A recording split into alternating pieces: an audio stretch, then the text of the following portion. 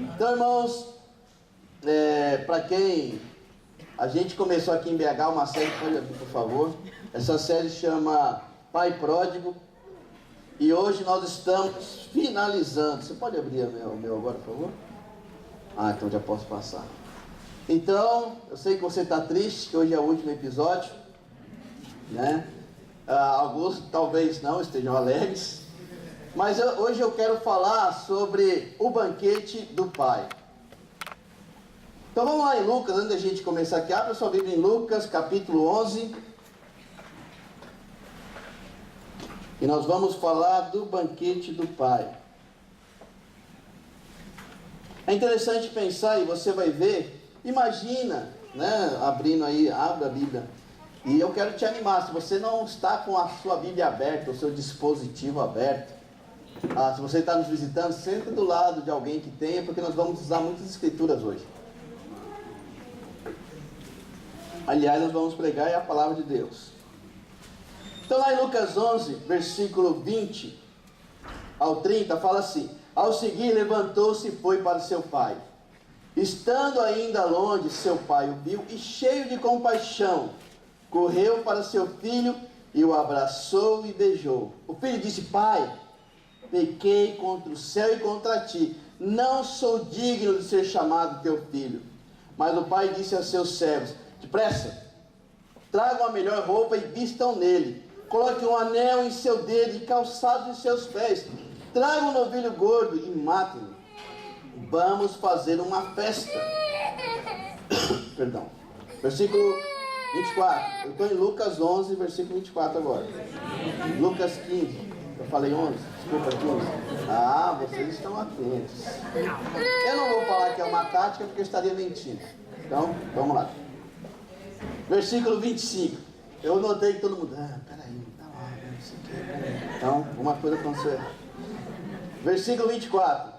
Pois este meu filho estava morto e voltou à vida, estava perdido e foi achado. E começaram a festejar o seu regresso. Enquanto isso, o filho mais velho estava no campo. Quando se aproximou da casa, ouviu a música e a dança. Então chamou um dos servos e lhe perguntou o que estava acontecendo. Ele respondeu: seu irmão voltou e seu pai matou um novilho gordo, porque o recebeu de volta são e salvo. O filho mais velho encheu-se de ira e não quis entrar. Então seu pai saiu e insistiu com ele. Mas ele respondeu ao seu pai: olha, todos esses anos tenho trabalhado como escravo a teu serviço e nunca desobedeci as tuas ordens. Mas tu nunca me deste nem um cabrito para festejar com os meus amigos. Mas quando volta para casa esse teu filho, que esbanjou os teus bens com as prostitutas, matas o novilho gordo para ele. Irmãos, eu queria que você pensasse como seria incrível o final dessa história se, ao ouvir a música e a dança, o filho mais velho se alegrasse e entrasse para celebrar com o pai. Imagina se esse fosse o fim dessa história, mas a gente aprende que não. E o que eu queria que você entendesse, o que aconteceu? Isso, obrigado. Ao longo dessa série, eu queria que você pelo menos aprendesse 4 coisas. Primeiro, não sei se vocês lembram, quando eu falei sobre que Deus é um pai pródigo. A palavra pródigo, o que ela significa? Que é um Deus esbanjador, não é? Então Deus, ele é esbanjador, porque as pessoas que estavam ouvindo essa parábola eram fariseus. Você pode olhar lá e ver que o público-alvo eram os fariseus, né? E Jesus começa a contar, porque eles estavam achando ruim que Jesus estava comendo com pecadores, né? Com as prostitutas. Então Jesus começa a contar essa história de como o pai recebe o filho. E é interessante que a gente costuma falar: não, mas o filho se arrependeu. Mas ninguém informou o pai que o filho estava arrependido. Quando o filho regressa, o pai simplesmente o recebe. Quer dizer, o grande esbanjador na história é Deus, é o pai. Ele esbanja amor. O filho havia pisado na bola, e eu expliquei no primeiro capítulo e nos outros seguintes, o quanto essa atitude de pedir a herança, o quanto ela era ofensiva à família. Né? E eu não temos tempo para falar sobre isso. Também o que nós vimos né, que mesmo aquele filho mais velho, ele desrespeita o pai de um jeito muito forte, ainda mais naquela cultura, onde o pai faz a festa e o filho fica lá carrancudo, né? Bom, se você é pai, você sabe o que eu estou falando. E quantas vezes nós também não fazemos bico, né, Cantinho? Fechados. E o pai vai lá, fora minha esposa, né, claro. Não, quando ela faz fica até bonitinho, mas bom, voltando aqui. Mas olha que interessante, quando o pai, ele vai, e ele não obriga e nem usa autoridade, o que ele fala, meu filho, é aquela conversa mansa, né? Vem, seu irmão está voltando. E nós vemos uma reação muito forte, muito dura. Então, mesmo com aquela reação dura do filho mais velho, o pai foi amoroso, ele chama, ele pede para entrar, ele não obriga, ele não é duro, ele explica, né? Ele poderia simplesmente falar, você me obedeça e entra agora. Quem já não falou assim com o filho? Ah, eu já falei várias vezes. Quem já não falou? Quem já não ouviu isso? Entra agora, menino! Não é assim? Ele poderia ter usado, mas ele não foi assim. E esse desrespeito do filho mais velho, ele é muito maior do que aparece aqui. Eu expliquei nas aulas passadas o que significava diante da sociedade, um filho mais velho tratar o pai desse jeito. E ele é amoroso. Então, tomara que você tenha aprendido que Deus é esbanjador no seu amor e não nos trata conforme merecemos. Isso é uma convicção que você tem. Deus não te trata nem como eu, nem como você merece. Porque nós somos pecadores e pecamos feio. O segundo ponto que eu gostaria que você tivesse aprendido é o conceito de perdição. Geralmente nós focalizamos naquele jovem que foi buscar, foi farrear, que foi gastar o dinheiro com prostituta, encher a cara, né? E ele é o perdido. E muitas vezes o irmão mais velho, ele fica um pouco longe da história, a gente nem lembra dele. Mas a principal, o alvo de Cristo era do irmão mais velho. E quem eram os irmãos mais velhos na história? A quem Cristo estava se referindo? Os fariseus. Porque eles queriam alcançar Deus através da obediência, não é? A gente não vê diretamente sempre Cristo tendo um conflito com os fariseus? Porque eles queriam de todo jeito, não, olha, a gente só consegue ser salvo se a gente cumprir os mandamentos, tem que fazer isso, tem que fazer aquilo, né?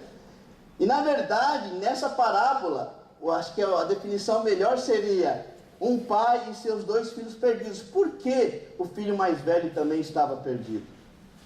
O que acontece ali, né? Quando a situação do pai receber o filho mais novo, qual é a reação do filho mais velho? O que ele fala? O que ele fala, irmãos? Ele fica feliz? Ele fica muito bravo, ele fala, eu estou aqui, eu te obedeci, eu trabalhei como um escravo, e você não me dá nem um cabritinho. Então nós vemos que toda aquela obediência, toda aquela dedicação, não tinha aproximado esse filho do coração do pai. Ele também estava perdido. Ele também não entendeu o pai, ele também não amava as coisas que o pai amava. E isso mostra que muitas vezes você pode achar que Deus te aceita porque você faz coisas e trabalhar como um escravo e não entender e não se conectar ao coração do pai, viver alienado em relação a Deus. Então, o que Jesus estava falando, olha, perdido não é só aquele que vai para o mundo. A conversão ao cristianismo não é que você era fazer um monte de pecado e agora você tem uma conduta moral, agora você é honesto. Não é isso, é uma transformação de vida, vai além dessas coisas. Porque você pode estar fazendo um monte de coisa, está vazio, longe do pai. A ação desse menino, a atitude dele mostra que ele estava longe do pai. O pai alegre e ele triste, pesado, com raiva. O pai feliz e ele cheio de ira. O que adiantava aquela obediência? O que adianta? Eu falei no transcorrer dos episódios, né? Que essa obediência tinha afastado tanto, havia tanta amargura no coração, e que o certo realmente, se nós vamos falar sobre justiça, qual é a justiça? Ela tem que ter misericórdia. Então vamos falar de justiça mesmo. A justiça tem misericórdia? Não, justiça não tem. É olho por olho e dente por dente. E esse filho queria justiça. E o pai queria misericórdia e mostrava a distância que ele estava. Então toda aquela obediência não aproximou. E eu espero que você tenha aprendido que você não é a sua obediência, não é o que você faz que chama a atenção de Deus. Isso não te aproxima de Deus. Você precisa ter fé. Você precisa saber. A obediência ela tem que ser uma consequência do seu amor a Deus. Amém? E o terceiro ponto que eu espero que você tenha entendido, que o perdão tem um preço para quem perdoa, mas para quem recebe é graça. E vocês lembram quando eu falei que a questão do pai receber o filho, tornava o quê? O filho novamente herdeiro. Quando o pai aceita aquele filho mais novo, porque o que ele tinha feito antes era morte, era considerado como esse filho não é mais meu filho, e o pai aceita, o que acontece? Ele volta a ter direitos de filho. E o que acontece então? Ele tinha pegado a parte dele, gastado, ele volta, o pai aceita, e quem vai sair, e quem vai levar o prejuízo nessa? O irmão mais velho, porque o que sobrou era dele. E uma das razões que ele fica muito mal, ele fala, ele gastou tudo com as prostitutas, agora você está dando a minha parte para ele? Então, existe um preço, né? E eu falei que esse preço, que nós temos um irmão mais velho diferente dos fariseus. Quem é o nosso irmão mais velho? É Jesus. Quem foi que pagou o preço por nossos pecados? Para que Deus te recebesse, eu e você, para que Deus nos perdoasse, igual ele teria que ser justo, alguém teria que pagar. E quem foi que pagou? Jesus. Então Jesus, diferente dos fariseus, ele é o nosso perfeito irmão mais velho. Aquele que ama o Pai, aquele que se alegra, aquele que se oferece, aquele que paga. Eu e você recebemos de graça. Por mais que você ache, não, eu vou fazer, não adianta, é graça. Deus nos deu. Então eu espero que você entenda esse conceito de perdão. E o último ponto que eu acho que é importante é que Cristo redefiniu nossa esperança. Não é? Cristo redefine nossa esperança.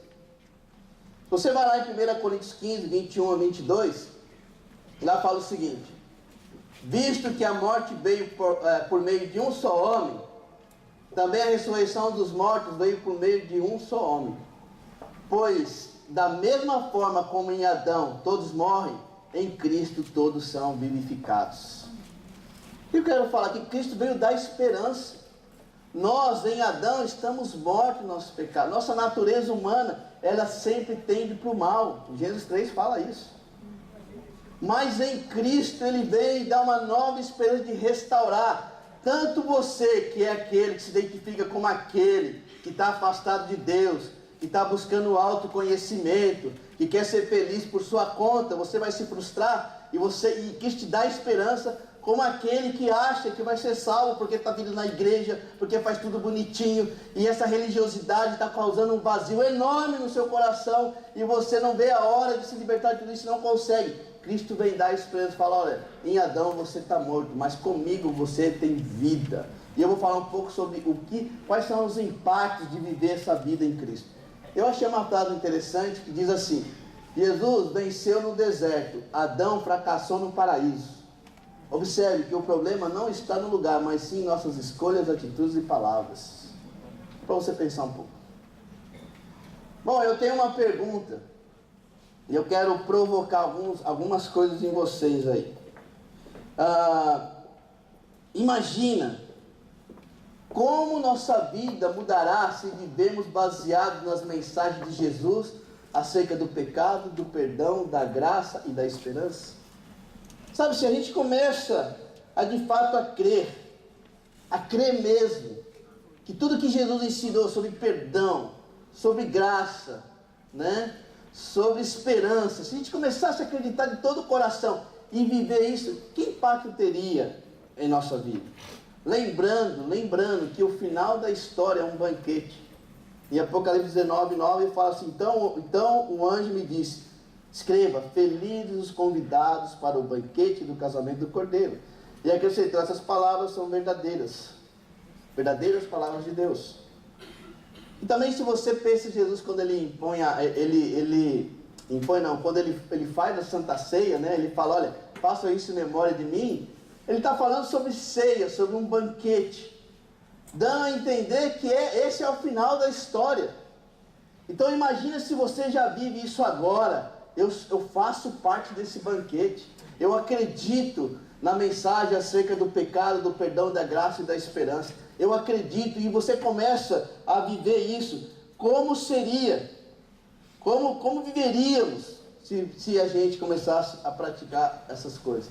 Então hoje eu quero falar alguns sinais. Eu quero provocar em você alguns sinais.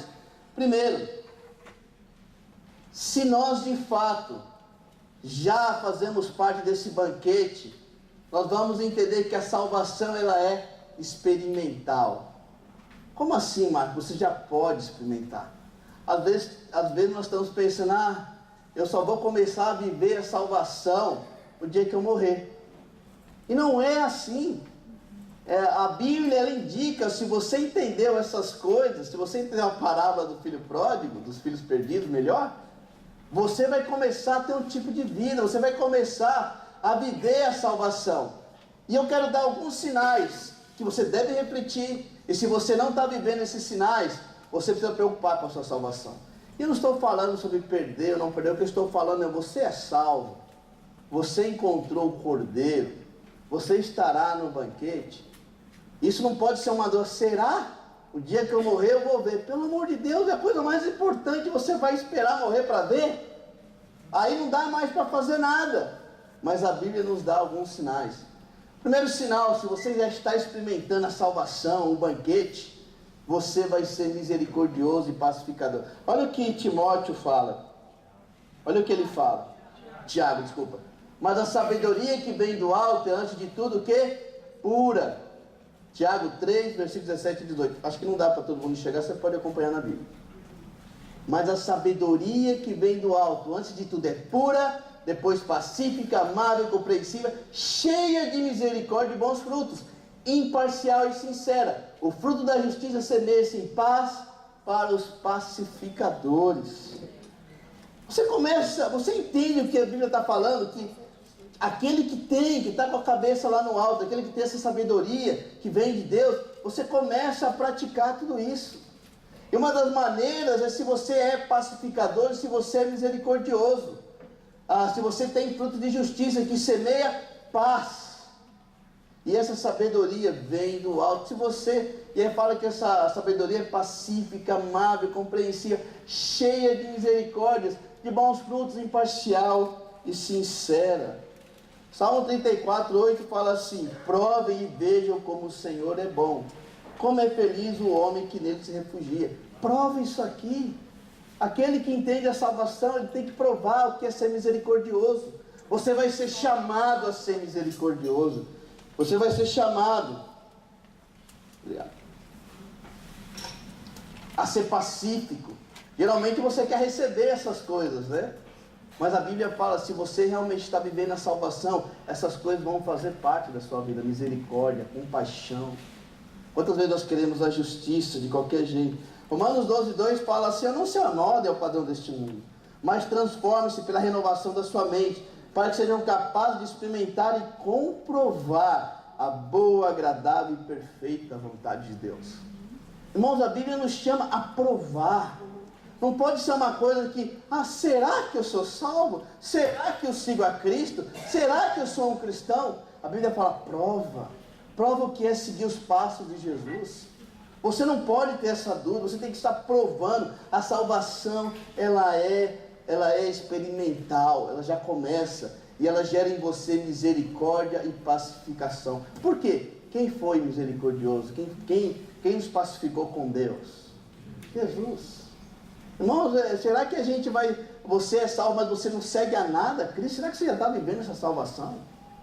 Será que você entende o chamado? Será que você tem experimentado, provado e visto? Eu estou vendo. Os homens, presta atenção, os homens que morreram na Bíblia, eles viram, eles entregaram suas vidas e passaram de geração em geração, até chegar a nós. Porque eles experimentaram. E passaram, e nós temos que passar para outros, e pregar o Evangelho, e passar para os nossos filhos, nossos amigos, porque a salvação é experimental. Há uma grande diferença, irmãos, entre acreditar que Deus é divino, gracioso, bom, e viver isso. Você acredita, ótimo, até os demônios acreditam, porque eles sabem. Mas você vive isso. A graciosidade. Você já está experimentando. Imagina se você anda cheio de culpa. Talvez você está aqui cheio de culpa. Talvez você fala, eu sou cristão, mas anda cheio de culpa. Aí eu pergunto, você tem entendido a misericórdia de Deus? Talvez você esteja aqui cheio de preocupações e ansiedade. Não adianta só acreditar na soberania de Deus, você tem que confiar e viver. E eu não estou falando, eu estou ansioso, então, eu sei que outras coisas provocam isso, eu não vou entrar no mérito. Mas, irmãos, às vezes nós andamos tão ansiosos, porque nós ainda não estamos provando a salvação que vem de Deus. Isso que Tiago fala, olha, prova essa sabedoria, ela vem do alto. Graças a Deus que não depende da nossa sabedoria. Ela vem de onde? Do alto. Mas nós vamos provar isso, se vem do alto, eu preciso viver essa sabedoria, concordam comigo? Porque ela vem, ela não fala, talvez venha, tomara que você consiga, ela fala, não, ela vem do alto. Tiago também fala, se você não tem sabedoria, peça a Deus que Ele dá generosamente. É uma sabedoria que é baseada na graça, não no seu tempo de cristão, não nas suas experiências, é algo que Deus concede. Você tem experimentado esse tipo de cristianismo? Mateus 6,14 é outro sinal. Nós vamos perdoar aquele que nos ofende.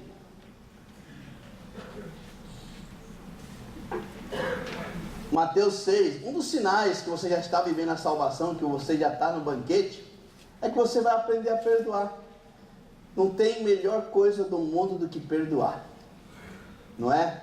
Que quando você perdoa, receber perdão é ótimo, mas quando você perdoa, você se libera. Você não vive ali, né, aquele veneno te corroendo. Mateus 6,14 a 15 fala assim: pois se perdoarem as ofensas uns dos outros, o Pai Celestial também lhes perdoará. Mas se não perdoarem uns aos outros, o Pai Celestial não lhes perdoará as ofensas. Por quê, irmãos? A gente observa que você vai lá, estuda de novo a passagem do filho pródigo. O pai perdoa os dois, tanto aquele rebelde, como aquele que está lá fora. O pai vai ao encontro deles. Ele não espera uma atitude do filho, ele nem sabia que o filho estava arrependido. Ele vê de longe e vai atrás do filho. Então, irmãos, para Deus, como que Ele vai aceitar alguém que não entendeu o Evangelho? Porque a mensagem do Evangelho qual que é? É perdão. É perdão. Olha, você não presta, os seus pecados te afastaram de Deus, você está morto, mas em Cristo você tem vida. Se tivesse um julgamento hoje, quem ia nos defender? Jesus. Quem pagou pelos nossos pecados? Jesus.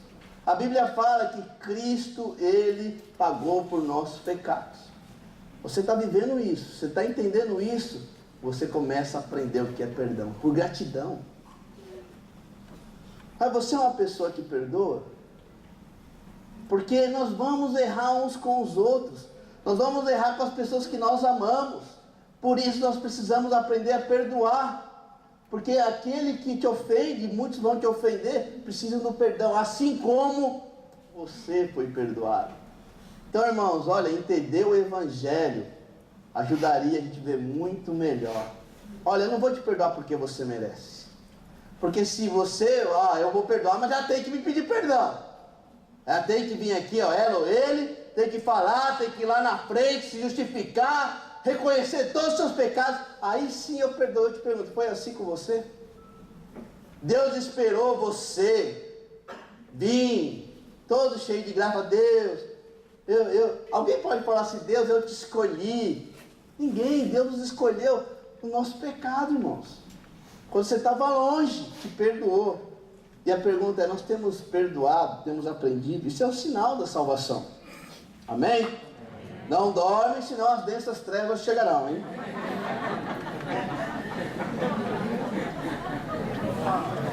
Outra evidência. Próximo investimento é um telho. Vai comer demais no casamento, é isso que dá, tá vendo? Outra evidência, Mateus 6, 19 e 21. Se você está comendo banquete você está acumulando tesouros no céu. O seu foco é o céu.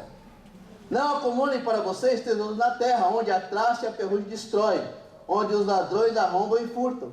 Mas acumulem para vocês tesouros no céu, onde a traça e a ferrugem não destrói, e onde os ladrões não arrombam nem furtam. Pois onde estiver o seu tesouro, olha que incrível, aí também estará o quê? Seu coração.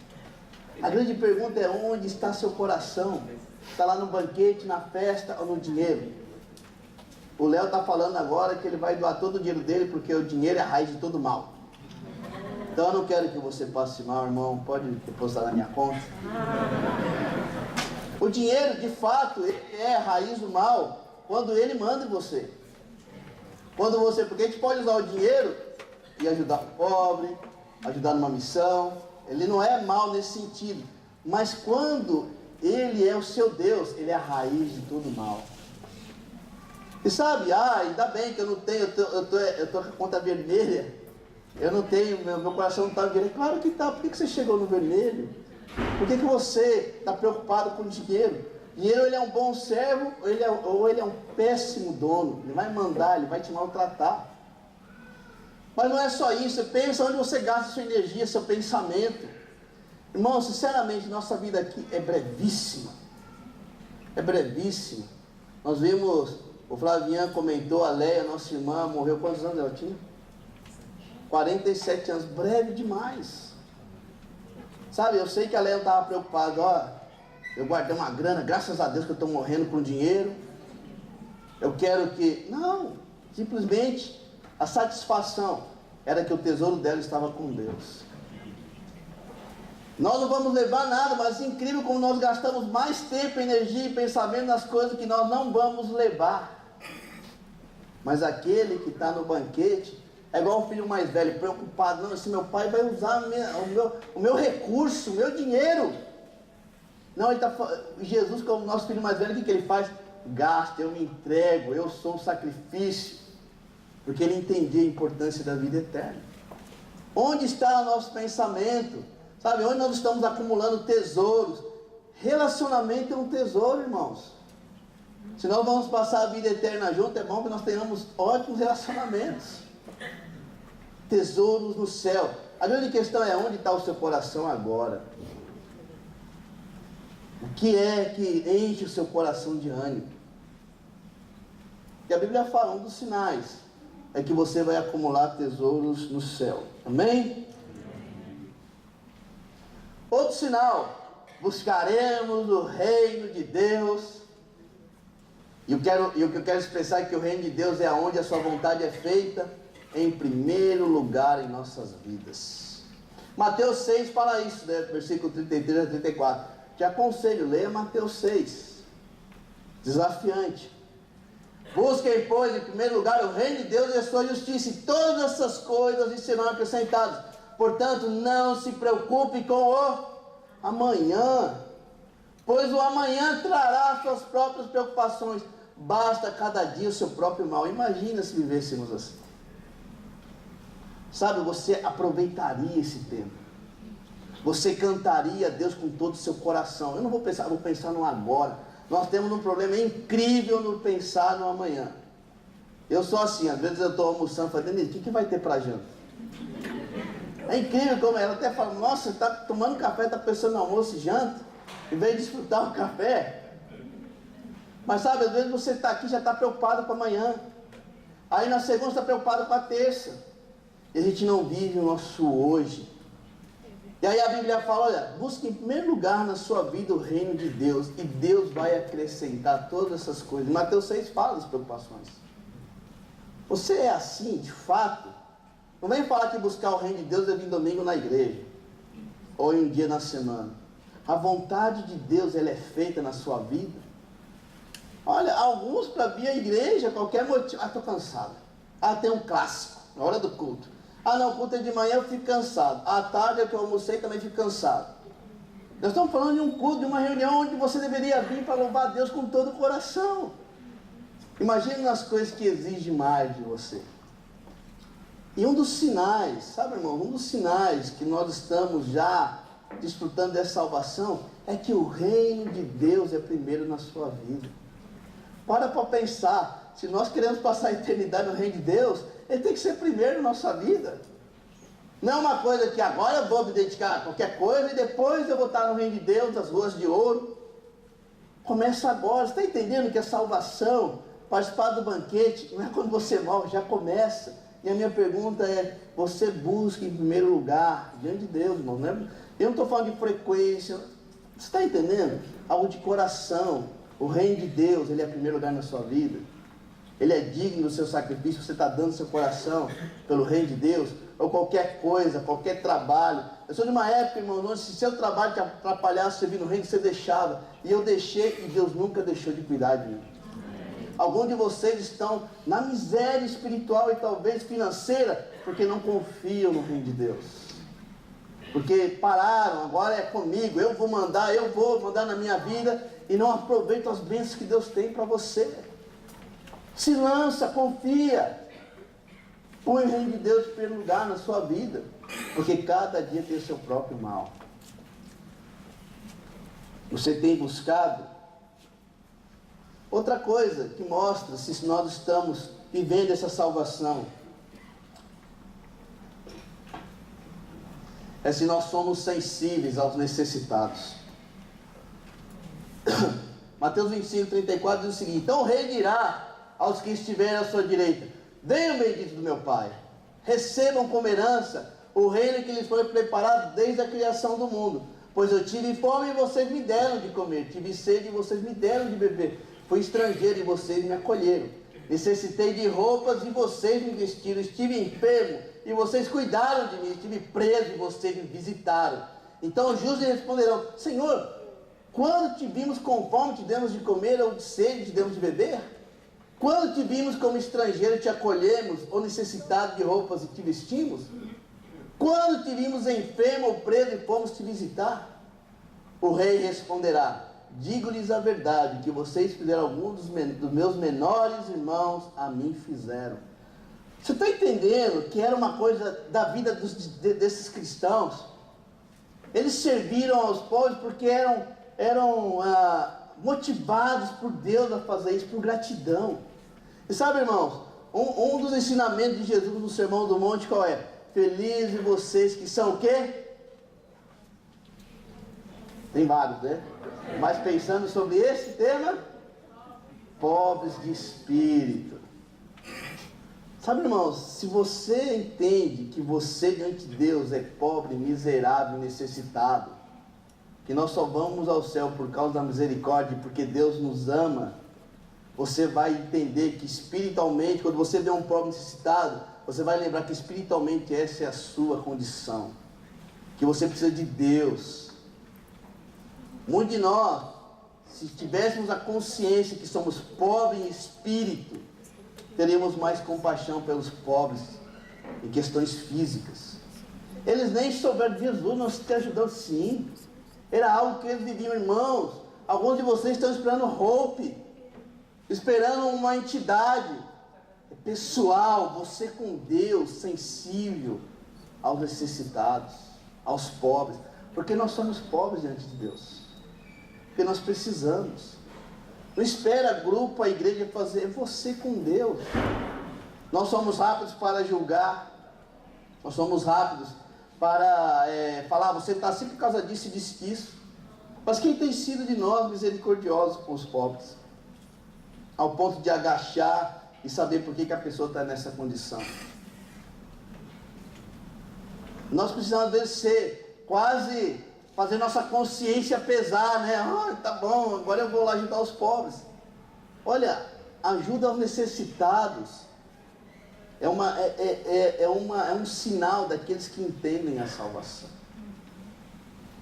E eu espero, irmãos, todos nós, eu me incluo, né? Nós vamos nos arrepender dessa área. E eu não estou falando que a igreja vai fazer um grupo que vai... Eu e você, pessoalmente, com Deus, precisamos abrir nossos olhos para os necessitados.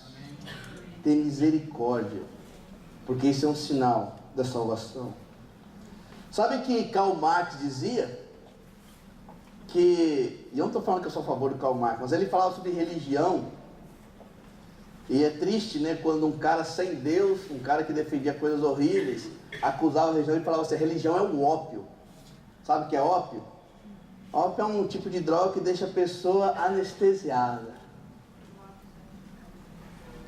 Você fica lá, voando, e fala assim, a religião está anestesiando as pessoas. Você está aqui pensando no céu, você quer estar lá, e dane-se os pobres. E dane-se aqueles que estão perto de mim.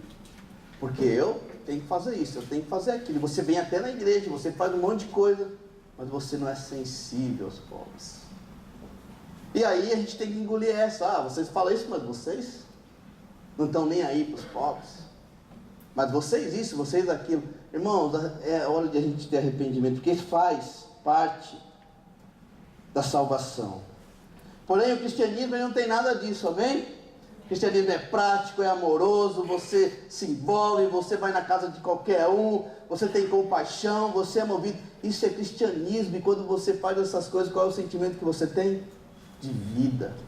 Você se sente útil, você não se sente mal, mais pobre, você se sente feliz. Você tem vivido esse cristianismo?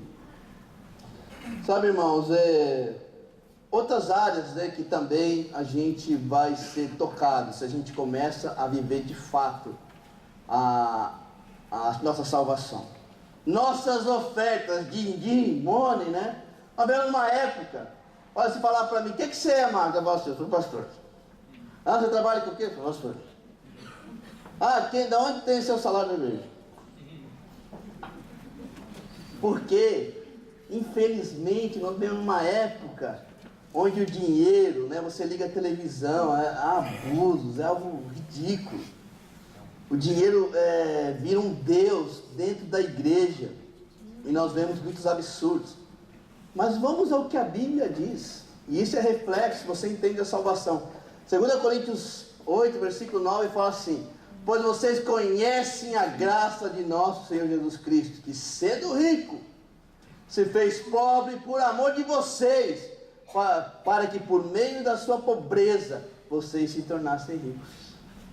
Sabe, Paulo podia usar um monte de argumento. Olha, a igreja precisa, você está sentado aqui. Eu já vi, também já falei isso.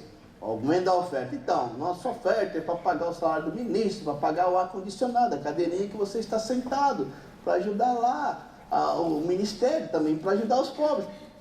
Qual é o argumento que Paulo usa? Ele fala, faça porque Cristo fez por vocês. É o Evangelho. Ele fala assim, ó, sabe qual é a verdadeira motivação para você dar dinheiro? É porque Cristo, sendo rico, e por causa da graça dele, ele se doou. Então façam o mesmo. Façam o mesmo. Alguns de nós precisamos ser mais generosos com nossas ofertas. E olha, talvez você queira um milhão de razões. E eu fico feliz que a gente vai, mostra, que você tem acesso, né? Mas isso não é a principal motivação. Alguns de vocês não estão sendo generosos com as ofertas, você deve questionar, por quê? E aí Paulo falaria com você, sabe por que você tem que dar oferta? Porque Cristo também, sendo rico, se fez pobre por amor a vocês. Então vai e faça o mesmo. Acabou.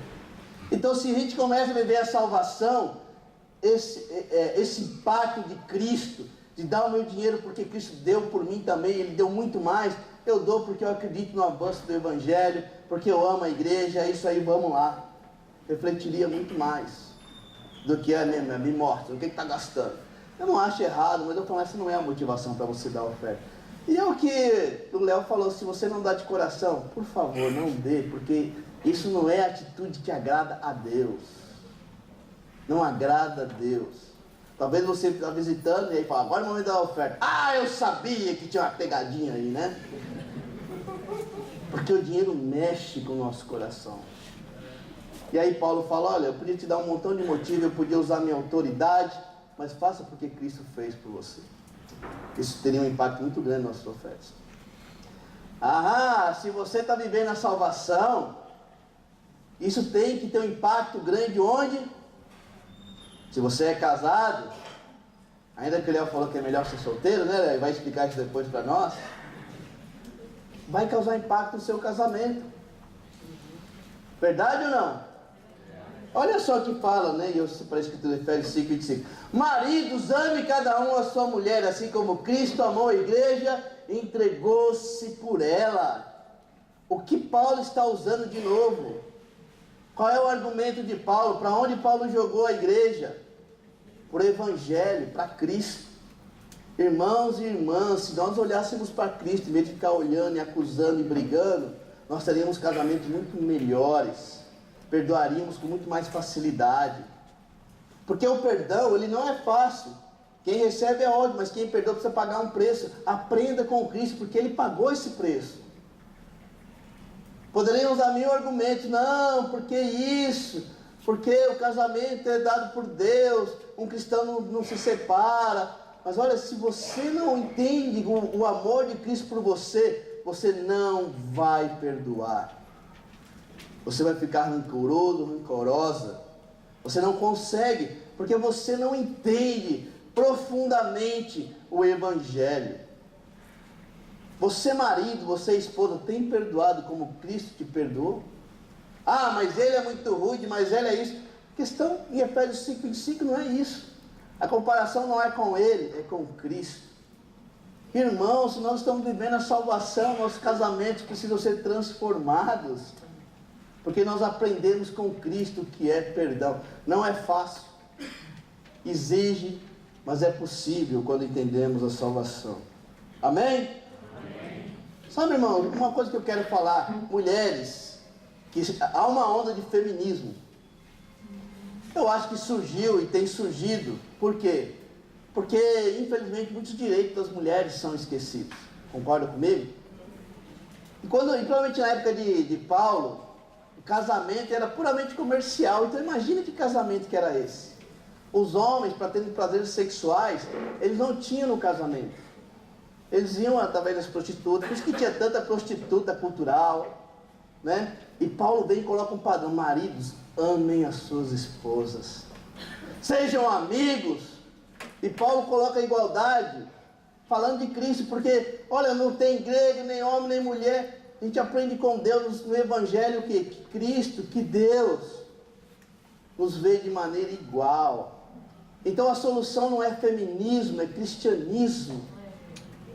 Porque o feminismo vai defender algumas coisas boas, mas vai defender o aborto. Vai defender outras coisas que vêm no pacote. Isso fere a lei de Cristo, que veio para dar vida e não para destruir vidas. Então, o que eu estou falando, olha, infelizmente há muita coisa ruim, mas a sociedade, assim, quando uma coisa ruim, começa uma outra coisa, é ação e reação. A história fala isso. Às vezes a igreja que manda, aí vem a fé que manda, aí o que eles fazem? Não, agora é a ciência. Sempre é uma reação a alguma coisa. E cuidado, mulheres, porque a reação contra o machismo é cristianismo. E se você é machista, se você trata a mulher sem respeito, se você está lá bonitão e quer que a mulher seja uma escrava, você não entendeu a salvação. Isso não é cristianismo. Se você bate na sua esposa, você não é um cara que entendeu o cristianismo. Você não vive o cristianismo, você não imita a Cristo. Isso é reflexo da sua salvação ou não? Então a resposta não é machismo, não é feminismo, não é empoderamento, não é isso nem aquilo. A resposta é cristianismo. Gastemos tempo para pregar o Evangelho, não doutrinas humanas. Muito bom, Marcos. Que até um certo ponto é bom, mas tem muitas coisas. E a Bíblia fala que nós seremos enganados por essas coisas. Irmãos, isso é muito sério. Ame suas esposas como Cristo amou a igreja, e o que Ele fez por ela, se entregou. Você não quer lavar nenhuma louça, você vai se entregar pela sua esposa? Se você não quer dar carinho, você vai se entregar? Pensemos nisso com seriedade, porque isso são sinais da nossa salvação. Amém? O Evangelho, irmãos, ele reconstrói nossas motivações. Eu lembro, olha, eu vou falar para você, eu antes de ser um cristão, eu era a favor de aborto. Eu achava que a mulher realmente é dona do corpo, então que aborte. Mas isso é um escape para os cachorros, desculpa usar a palavra, que engravidam e fogem. E se você apoia aborto, você está apoiando esses homens imorais que adoram essa ideia. Sim, aborte, mulher, você é dono do seu corpo, porque eu vou fazer filhos em você e vou te abandonar. Isso é triste. E eu lembro defendendo o aborto, falando a mulher dona do corpo, mas que eu queria não ter responsabilidade sobre ato nenhum meu. Ah, engravidou? Tira. Como se fosse simples. E Deus, por amor às mulheres, Ele é o defensor da sua causa e da nossa. Nunca é feminismo, nem machismo, nem políticas. Eu não estou falando para você ser um cara alienado, mas cuidado, que a resposta sempre vai ser cristianismo. O Evangelho transforma a nossa visão de mundo, irmãos. Precisa transformar. Transforma a maneira como pensamos e agimos. É um novo nascimento. Você nasceu de novo? É uma evidência da salvação. Sabe, irmãos, o que eu quero falar? Deus não chamou você e nem eu para ser uma melhor versão de você mesmo. Talvez você, comparando o que você era antes, você melhorou muito. Não é? Ah, antes eu mentia, agora eu não minto mais. Eu mexia com as meninas na rua, agora eu não mexo mais. Ah, mulher, antes eu era isso, era aquilo, agora eu respeito meu marido. Mas isso não é o cristianismo. Vai além disso. Você não foi chamado para ser uma melhor versão de você. Você foi chamado para imitar Cristo. Em todas essas áreas que nós estamos falando. E para a gente ir terminando aqui, o segundo ponto, a salvação. Vamos parar um pouquinho os slides. Ela também, ela é individual, mas ela exige comunhão. É interessante você pensar assim. É individual a salvação? Claro que é. Mas sem comunhão você não consegue provar a salvação. Como que é um banquete, irmãos? Como é um banquete? Vai uma pessoa só? Né? Pode ser que você fale, não, em casa todo dia é um banquete, né? Mas geralmente são várias pessoas. E se você vê os ensinamentos de Cristo sobre salvação no último dia, ele fala, será um banquete. Você terá que estar com um monte de pessoas. E sabe, nós temos uma sociedade cada vez mais individualista, onde o indivíduo é mais que a família, é mais que a igreja, é mais que qualquer outra coisa, o indivíduo. Mas no céu não é assim. Estaremos em um banquete, juntos, em comunhão. É ótimo, olha, você sabe que existe mais desigrejados, mais pessoas fora da igreja do que dentro da igreja? E os caras batem no peito, eu sou desigrejado, amo Jesus e odeio o cristianismo. E hoje tem, se você procurar na internet, você vai achar um cara que vai pregar para os desigrejados. Bom demais, você senta lá, não tem que falar com ninguém, você não está com raiva de ninguém, porque você não se relaciona com ninguém. Você não tem discórdia com ninguém, a não ser que só se for com você mesmo. É mais fácil, né? Você passar, vamos agora dar um abraço, né? Você se dá um abraço lá. Vamos pedir perdão. Aí você olha para o espelho, eu te perdoo, você é um cara incrível. Será que é isso o cristianismo? Para que tem tantos ensinamentos sobre perdoar uns aos outros então, gente? E olha, infelizmente, alguns aqui são desigrejados dentro da igreja. Vem, assiste, vai embora, não se relaciona com ninguém, não abre sua vida, ninguém pode falar do seu caráter, ninguém pode te ajudar. Olha, Colossenses 3, de 8 a 17, você entender o que eu estou falando. Colossenses capítulo 3, versículo 8 a 17. Talvez você seja desigrejado dentro da igreja. Mas agora abandonemos todas essas coisas. Ira, Colossenses 3, versículo 8. Ira, indignação, maldade, maledicência e linguagem indecente no falar. Não mintam uns aos outros, visto que vocês já se despiram do velho homem com suas práticas, e se revistam do novo, qual está sendo renovado em conhecimento, à imagem do seu Criador. Nessa nova vida já não há diferença entre grego e judeu, olha o que eu falei, circunciso e incircunciso, bárbaro e cita, escravo e livre, mas Cristo é tudo e está em todos. Portanto, como povo escolhido de Deus, santo e amado, revista-se de profunda compaixão, bondade, humildade, mansidão, paciência. O que são essas coisas, irmãos? Frutos do Espírito. Versículo 13. Suporte-se uns aos outros e perdoem as queixas que tiverem uns contra os outros. Perdoe como o Senhor lhes perdoou. Acima de tudo, porém, revista-se de amor, que é o elo perfeito, que a paz de Cristo seja o juízo em seu coração. Visto que vocês foram chamados para viver em paz, como membros de um só corpo, e sejam agradecidos. Habite ricamente em vocês a palavra de Cristo, ensine, aconselhe-se uns aos outros, com toda a sabedoria, e cante salmos, hinos e cantos espirituais, com gratidão a Deus em seu coração. Tudo o que fizerem, seja em palavra ou em ação, façam em nome do Senhor Jesus, dando por meio dele graças a Deus Pai. Irmãos, para que Deus deu o fruto do Espírito para a gente? Você já viu uma árvore comer do seu próprio fruto?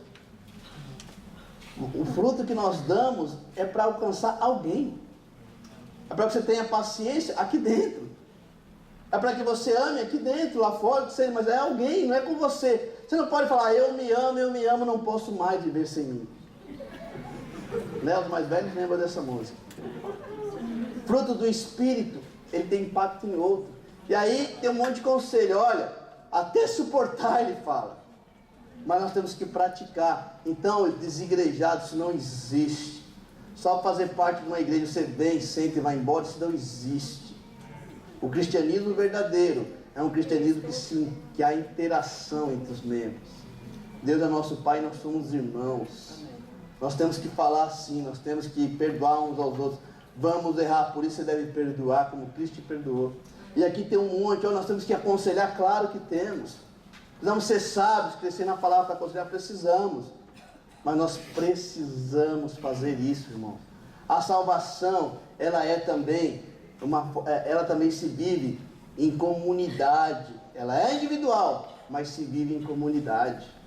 Desigrejado é um sinal que você não entendeu a salvação, porque você não quer se relacionar. Por que Deus veio a esse mundo então? Só mandava, olha, eu vou salvar todo mundo no final e eu estou perdoando. Beleza, nos vemos lá no céu.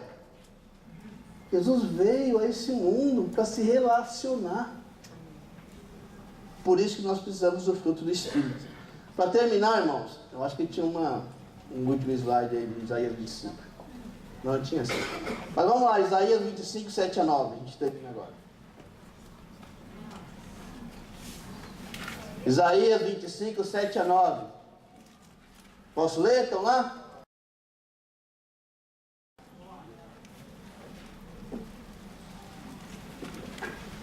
Olha que incrível. Vou começar no versículo 8. Destruirá a morte para sempre. O soberano Senhor enxugará as lágrimas de todo o rosto e retirará de toda a terra a zombaria do seu povo. Foi o Senhor que disse. Naquele dia dirão, este é o nosso Deus, nós confiamos nele e ele nos salvou. Este é o Senhor, nós confiamos nele, exultemos e alegremos-nos, pois ele nos salvou. Irmãos, a salvação não é uma coisa que vai vir depois, ela já começa agora. Que na sua vida você desfrute de ser um cristão, você se relacione, você perdoe e receba o perdão também, que você celebre ser irmão, congregar, que você ame os pobres, que você ame a sua esposa, que você perdoe, que você tenha os tesouros no céu, porque Deus te salvou. Você não vai fazer tudo isso para ser salvo. Você vai fazer tudo isso porque é uma resposta, é algo até natural de quem entendeu a salvação. Filho pródigo é a grande mensagem para nós do Evangelho. Olha, aquele lá, perdidão, e o outro também perdidão, e o Pai foi ao encontro deles. Então eu espero, irmãos, que você entenda isso. Deus nos salvou e Deus vai nos salvar. Esse mundo é injusto. Se você quer justiça nesse mundo, você já perdeu a causa, porque esse mundo é injusto. Nós temos que amar, nós temos que ser justos com nossas vidas, não para mostrar, mas para glorificar o nome de Deus.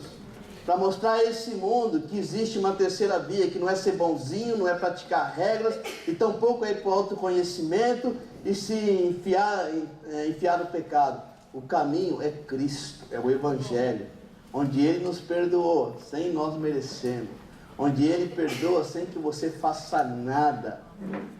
E aí, essa fé que vem de Deus vai gerando arrependimento e isso vai dando frutos. o Espírito Santo que habita em nós, que habita em quem é salvo, vai dar fruto. Isso não depende de você nem de mim, vem do alto. Depois que nós lemos de Tiago, sabedoria que vem do alto. Amém, obrigado. Espero que você tenha aproveitado. Se você perdeu essa série, está lá no YouTube, só falta o primeiro capítulo, que a gente vai gravar, né? Mas está lá, você pode pegar informações com a Helenice. E eu de fato espero, irmãos, que nós vivamos como cristãos, com a comunidade dos salvos, com a comunidade daqueles que entenderam o Evangelho. Obrigado.